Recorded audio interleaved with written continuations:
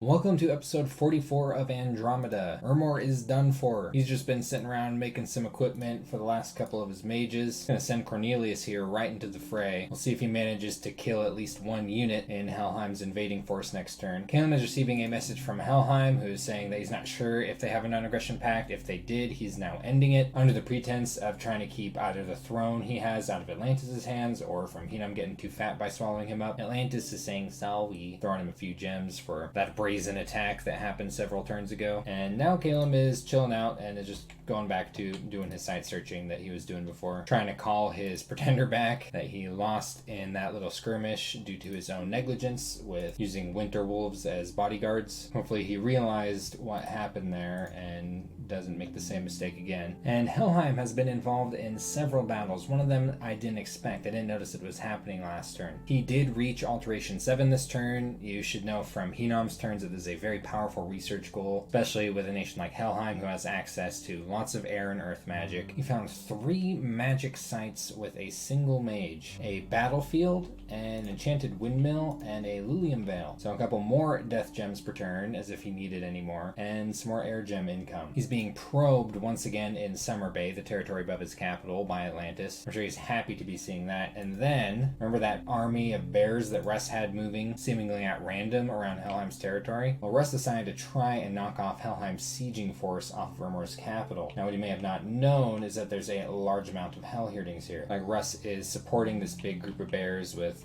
a little fire elemental right here. No swarm casting, probably ran out of nature gems long ago. And here comes the Hellhirdings. If I was to put my money between bears and Hellhirdings, I would definitely go for the Hellhirdings. As you can see, they're making an absolute mess of these bears, turning them into bushmeat. And the entire raiding force that Russ had moving around has been eliminated. And all it cost Helheim was basically a Hellhirding. He lost a few random units, mostly mercenaries. Funnily enough, he did lose his villain mercenary commander, meaning he no longer has the 10 villains that came along with him. I don't think he's hurting too much over that. I think in this province, Helheim was presuming that Atlantis was going to keep moving with this army as part of Atlantis' throne rush. So he was just going to reconquer it with this Van Jarl.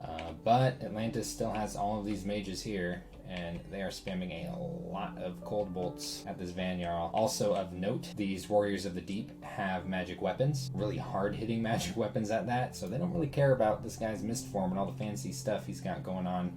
And he gets bolted right through. So he will be storming Urmor's capital this turn, as well as moving a siege force onto Pantocrator's bounty. He's probing the throne at Nethermark. It'll be fun to see what kind of mages are sitting on this thing. And has a large patrolling force on his capital in case this army decides to move through it. He doesn't have quite as much going on over here. Moving in a Van Jarl just in case to help along with the relatively high PD. He's actually started a Vine Ogre factory here on Beatra using his Naiad. Doesn't have any yet. We'll see what they're looking like next turn. He's keeping his Pretender busy. This time he's making a winged helmet, which is an air booster item. Oh dang, getting into the vine shields too. I guess he noticed he had a lot of nature gems. And he's starting to put him to work with his next goal of Conjuration 6. Won't be too long here until he gets Lamia Queen. I think this is an excellent thing to do with nature gems. 25 nature gems for a fairly powerful Death and Nature Mage. That has some pretty good randoms, including blood. It's also a very powerful Sabbath Slave when set up correctly. Russ has had a very unpleasant turn. Bayon Quiche, which was visited by some birds last turn, is now being visited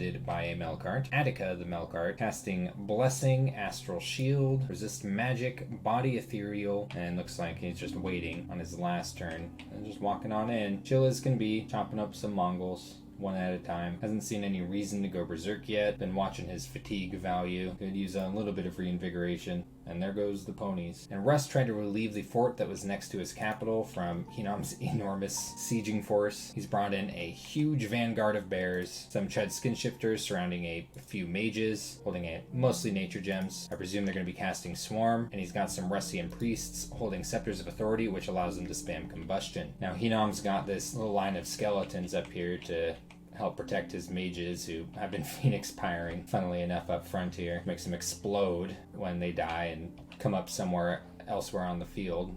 randomly. And then they start spamming some fire elementals along the front line here, which mix in with all this creeping doom casting and undead that are now mistformed from the Fog Warriors casting. Look at this, the line is so wide that a lot of these undead are actually creeping around to the back and may soon be threatening the mages. Oh, someone casted Phantasmal Army, so that's going to at least help hold off these undead. But these sacreds are doing almost nothing to units that are almost nothing. Very highly replaceable or just in battle summons like red ants and fire elementals. Like most of the battle is happening back here at the moment. These undead trying to beat through all these little bugs and other creepy crawly things and phantasmal warriors. Versus mages and priests are starting to lose heart and back off. They see which way the wind is blowing. At least these phantasmal warriors are doing a good job of holding off Hinam's army while they retreat, along with this braid chud berserker right here. Come on, Nikifor, you can do it. You can do it. Keep running, bro. Oh.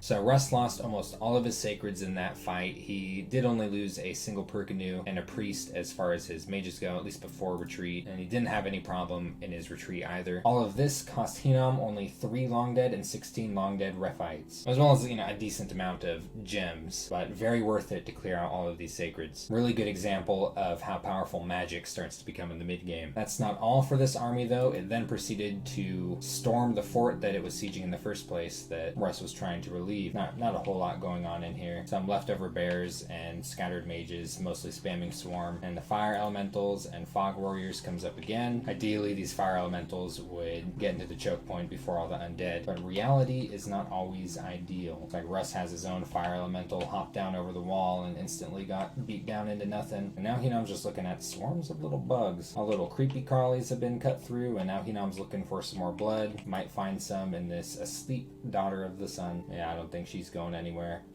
Hinam successfully captured the fortress, once again only losing some long dead, annihilating everything within, and now Russ is hightailing everything he's got back into his capital. He also forgot to research this turn, which is kind of a bummer because he's so close to Conjuration 5 right now. I think after losing all the forces that he just did this turn, I think it's safe to say that Russ is very unlikely to recover in this game. We'll see what kind of last stand he's able to muster up against Hinam. And Hinam's got a lot going on. Amid his site searching spells, he did manage to find one magic site, a Labyrinth of Skulls, so he's getting some more Death Gem income. He's actually almost getting as much as Helheim is. Something that I haven't been talking about too much, but is really important for this game. As for either of these guys to win, they're gonna have to get at thrones that are underwater. A very good way to do that is Death Gems, as undead are very efficient amphibious chaff. Water gems are, of course, also very important. The villagers in the Forgotten Woods have been betrayed by their pagan artifact. They're building some big-ass wicker man, probably sacrificing some people in it. They had this coming. This thing's kind of cool. It's got a lot of hit points, kind of tanky with relatively high protection, blunt and pierce resistance, can go underwater. Stats aren't too great, only has 1 attack, doesn't even hit that hard. You'd think this thing would do more damage. And here's the locals responsible, answering for what they've done. See if they can defend their territory from their own wicked construct. Oh yeah, no, this thing sucks. Yeah, this is Deer Tribe even. They're still slapping this thing around. Oh yeah, now the commanders come in to help and he's taking big damage. Missing an arm, has a chest wound, whatever that means. I think the Deer Tribe ran off, but the construct has been eliminated. Now Hinam's moving on to the Dawnland. Looks like he's saving the capital for last. Getting his Melkarts into position, I think, to take these 2 provinces simultaneously. He's also moving Amnon over. What a cool hero. And he's got a second pretty large army forming up over here. I do wonder what its intended use is. I mean, at the moment, he's pretty much limited to only 2 targets. That's Calum and Helheim. We may see another war emerge in the near future. And Atlantis is being rather mischievous. Probing Summer Bay, just speed up a Vanyar that fell out of the sky in Nifel. And now he's actually going to make an attempt on this throne. They're mainly just using mages, summoning tons and tons of water elementals. He's also got this army rolling in behind. Maybe he's trying to reinforce whatever goes on the throne. And is moving this army up into Whalewind Waters. I suppose he is planning on moving through Summer Bay. So he's not bringing his mages along. Looks like he's deciding he needs some more research before he takes on a land nation. So that's been turn 45 of Andromeda. Got a few things going on next episode. Cornelius is going to make his last stand, and Atlantis has thrown a big pile of mages at a throne. We'll find out what happens in the next episode.